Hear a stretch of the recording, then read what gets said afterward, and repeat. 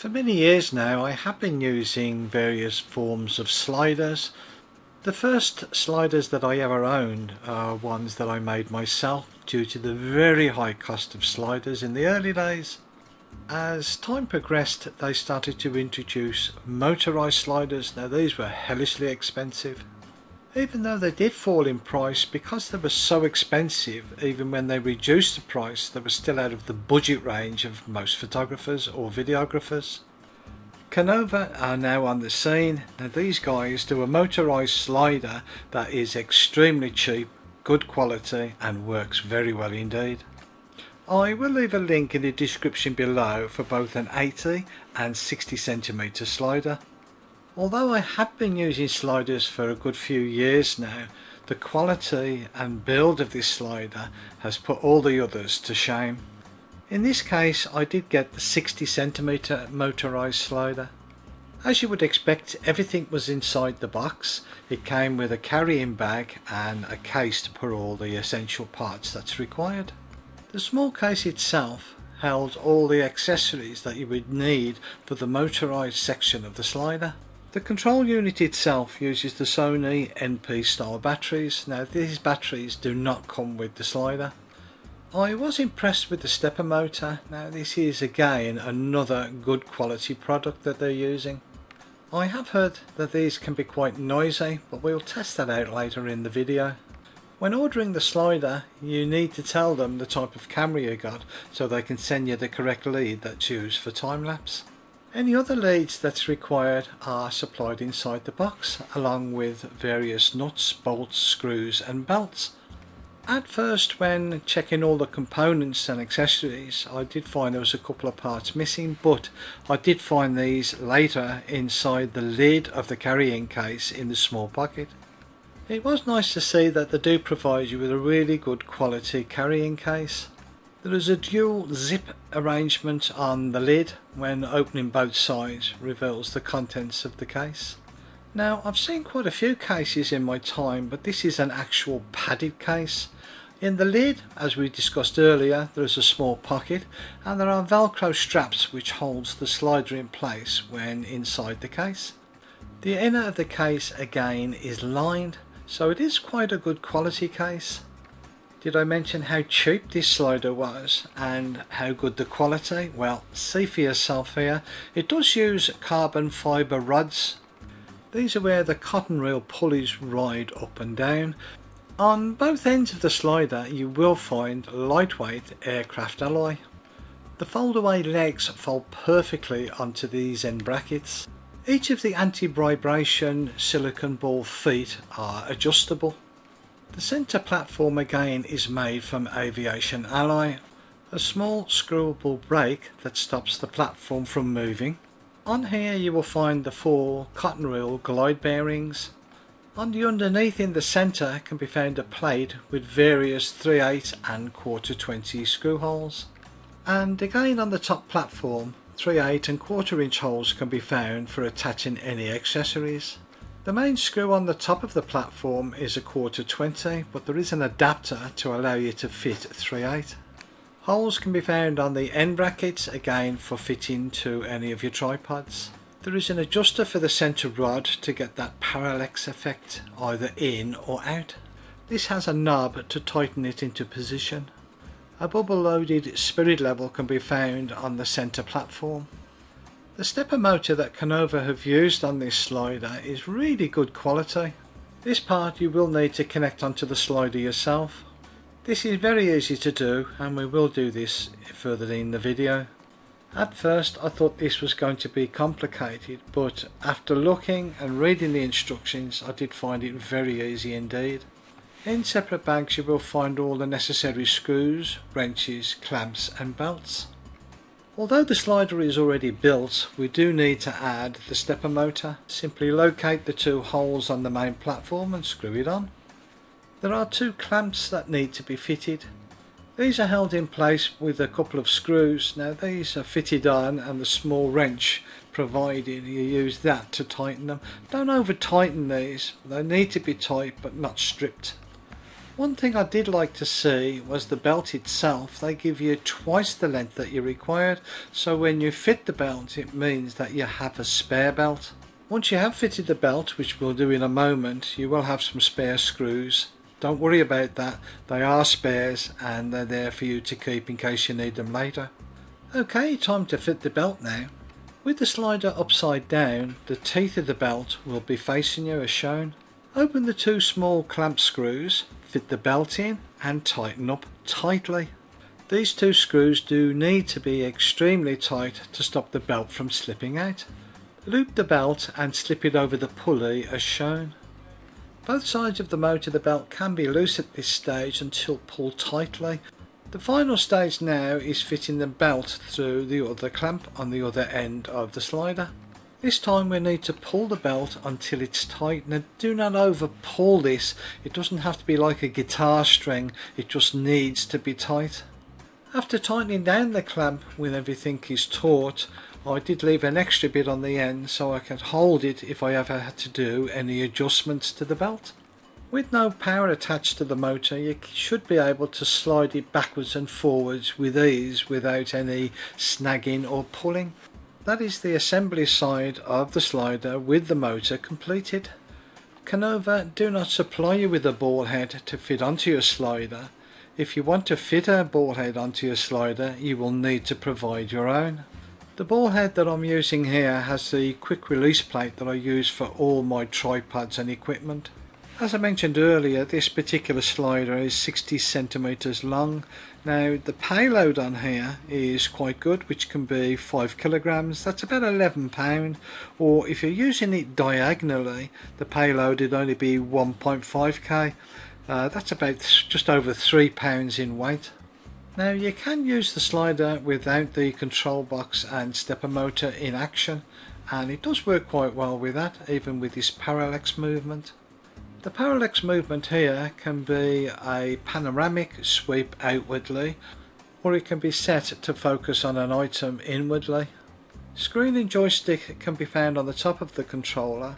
On-off and connection sockets can be found on the end. The controller was designed to work with the Sony NP style batteries.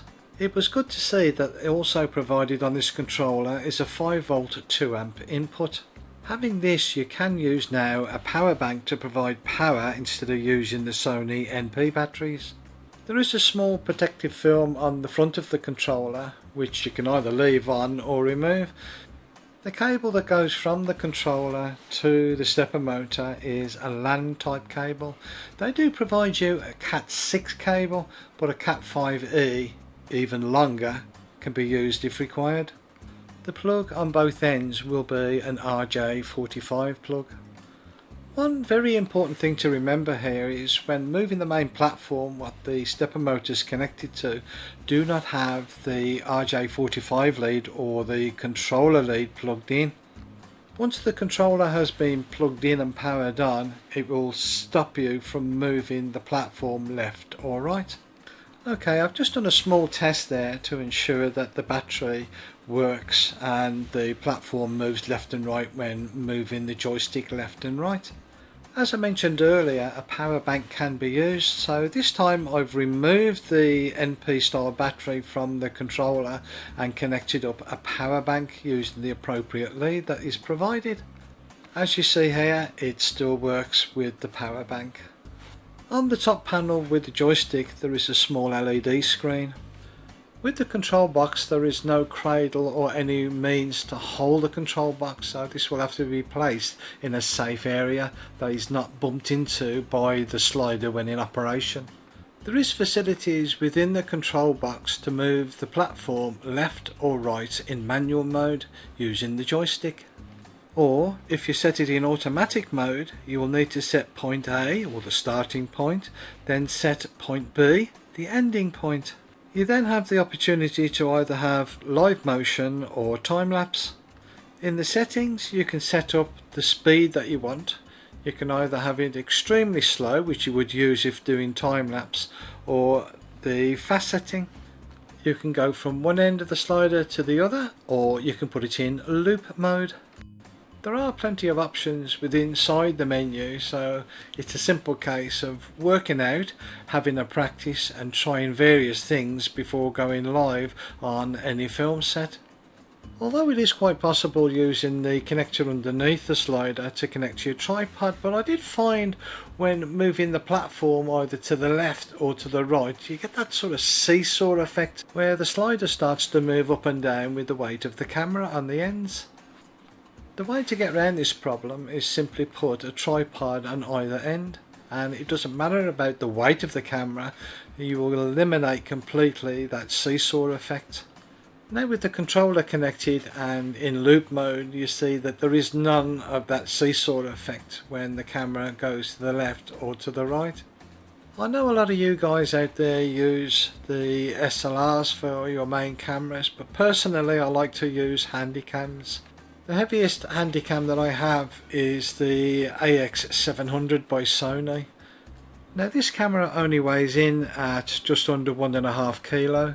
So you can appreciate with the full 5 kilo weight it would be rather a large camera, and again going to the other end of the scale we're using a DJI action camera which is very tiny and small. So from the small camera to the large 5 kilo in weight camera, this slider will cope no problems at all. If you're doing a shot diagonally like I'm doing now, the maximum they suggest is 1.5 kilo. I've done 2 kilo and it still works diagonally. When using the slider either diagonally or horizontal, you do get really smooth footage. I did find at the end of an auto return that there is a slight little tiny kick, but nothing too bad to complain about. Normally on a lot of sets that I'm on, you start at one end, film and stop at the other end, so for me that's not an issue or a problem. Don't forget when ordering your slider to get the correct release cable for your camera. The cable of choice for me was for the Canon 70D. There are 2 places that this can fit, one into the back of the stepper motor and secondly into the controller unit. I always find it more convenient for me when using it from the controller unit straight into the camera. Personally, I'm not a time-lapse person, but everyone to their own. Setting up again is quite simple. You set the start and end point, the exposure, duration, interval, the frame rate that you want, and once you've set all of that, simply press the start and go button. If you are doing a long time lapse, the battery in both the controller and also the camera, make sure it's fully charged. The LED will flash for each exposure and the platform will move, and that's repeated over and over. Okay, I'm going to do a test now with the sound meter, and first of all with no motor running or the slider not in motorized mode, and then with the slider operating just to get the different sound levels if there is any. I'd imagine there would be because stepper motors do have a noise factor to them. Anyway, here we go. A bit of a cheat because we have the microphone pointing down at the motor. So anyway, here we go. We'll give this a test and see how it goes.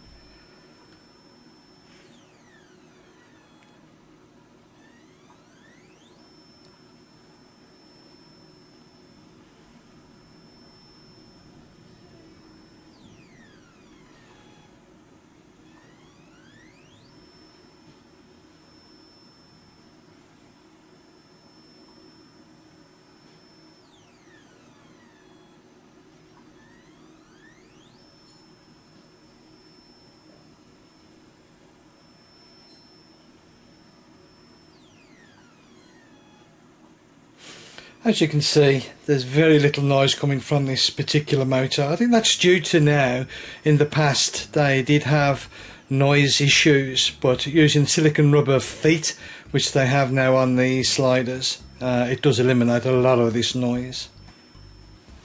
As I mentioned at the beginning of the video, this slider is extremely cheap and really well made and good quality. So if you are in the market for a slider, this is well worth considering. I hope you found this information of use to you. Thank you for watching.